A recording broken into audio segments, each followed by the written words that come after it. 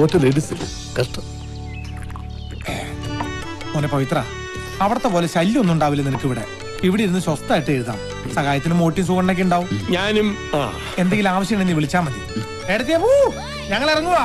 വാ ഭാസ്കരേട്ടാ. അപ്പൊ ഞാനിവിടെ വേണ്ടേ? എന്നതിന്? അല്ല, പയ്യൻ പോലെ എഴുതിക്കൊണ്ടിരിക്കുമ്പോ റൈറ്റേഴ്സ് ബ്ലോക്ക് ഉണ്ടായാൽ അത് മാറ്റാൻ ഞാൻ വേണമല്ലോ. അതിനല്ലേ ഞാൻ. നിങ്ങൾ ധൈര്യമായിട്ട് ചെല്ലേ. ഇത് ഞാൻ ഏറ്റ കേസല്ലേ. കഥയൊക്കെ ഏതാണ്ട് ഞാൻ കണ്ടുവച്ചിട്ടുണ്ട്. ഇനി ഇത് കടലാസിലേക്ക് പകർത്തിയാൽ മതി. മൊത്തം 18 കഥാപാത്രങ്ങൾ, ഒരു വക്കീല്, ഒരു മീൻകാരൻ, ഒരു പാൽക്കാരൻ, ഒരു തോട്ടി. ഇതൊരു സിനിമയല്ല, ചെറിയ ബഡ്ജറ്റുള്ള ഒരു നാടകമാണ്. അപ്പൊ പാൽക്കാരൻ തന്നെ മീനും വിൽക്കേണ്ടി വരും. ബഡ്ജറ്റ് ഇനിയും കുറയ്ക്കണമെങ്കിൽ മീൻ വിറ്റ് കഴിഞ്ഞ് സമയം ഉണ്ടെങ്കിൽ അതിൽ വക്കീൽ പണിക്ക് പോയിക്കോട്ടെ. അതൊക്കെ ഞാൻ എഴുതി കൂട്ടി തരാന്നേ. താൻ എങ്ങനെ പേപ്പറിലോ പേനയിലോ തൊട്ടാ തന്റെ കൈ ഞാൻ ഞാൻ തല ഞാനും. എന്തെങ്കിലും സംശയം ഉണ്ടെങ്കിൽ എന്നെ വിളിക്കാൻ മറക്കണ്ട. വീട്ടിൽ വല്ലതും പറയണോ സുഗുണ? വീട്ടിലൊന്നും പറയണ്ട. പിന്നെ ആ പാലത്തിന്റെ ഇറക്കൽ സുനന്ദയെ കാണുകയാണെങ്കിൽ ഇന്നു മുതൽ പിറകിലെ വാതിലിൽ ഓടാമിട്ട് കിടക്കാൻ പറയണം. കള്ളന്മാര് ഭയങ്കര ശല്യം. ഞാൻ നാട്ടിലുള്ളപ്പോൾ അവൾക്കൊരു ധൈര്യമായിരുന്നു. പാവം. ശവത്തിന് കാവല് പിശാച്ച്. പാടാ എന്റെ പീജേ. എന്തെല്ലാം കണ്ടാലാ 10 നാടകം കളിക്കുന്നത്.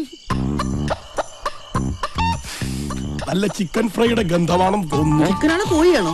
ഫിലോമിന ചേട്ടത്തിയുടെ പോഷക സമൃദ്ധമായ ആഹാരം കഴിച്ചിട്ട് വേണം എന്റെ തടിയൊന്ന് നന്നാക്കാൻ. കഥ പറയാനുള്ളതല്ലേ. ഇന്ന് ഞാൻ ചിക്കൻ നിന്ന് ചാകും. അതാ നല്ലത്. കളിയിലോ തോറ്റു ഇനി ഫുഡ് അടിച്ച് ജയിക്കാം. ഞാനുള്ളപ്പോഴോ?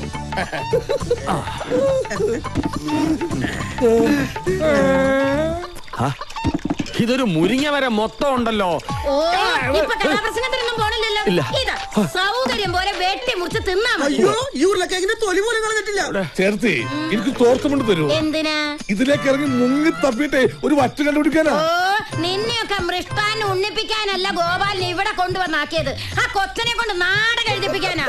എന്റെ പവിത്ര, ഈ ഫുഡ് കഴിച്ചിട്ട് ഇവൻ എങ്ങനെ ഡ്രാമ എഴുതും? ഓ ഫിലോമിനടുത്ത് ഈ ചിക്കൻ ഫ്രൈയുടെ എരിവും മുരിവൊക്കെ കൃത്യം. ചേച്ചിയുടെ കൈപുണ്യം സമ്മതിച്ചിരിക്കുന്നു. താങ്കു താങ്കു.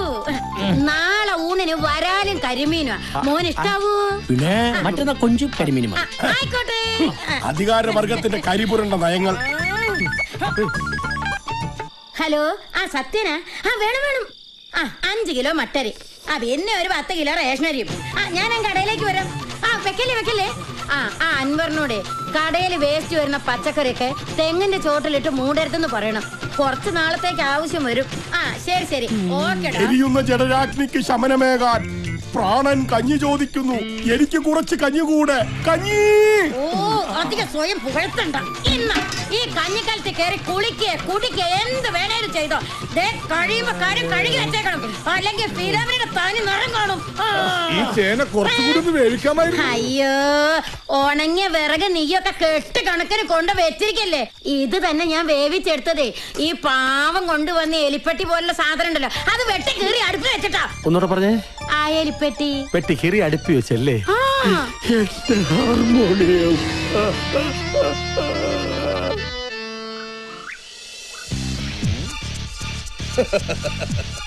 അനുജ, കഥ തേടിയുള്ള നിന്റെ അലച്ചിലിന് വിരാമമായി. എഴുത്താരംഭിച്ചു.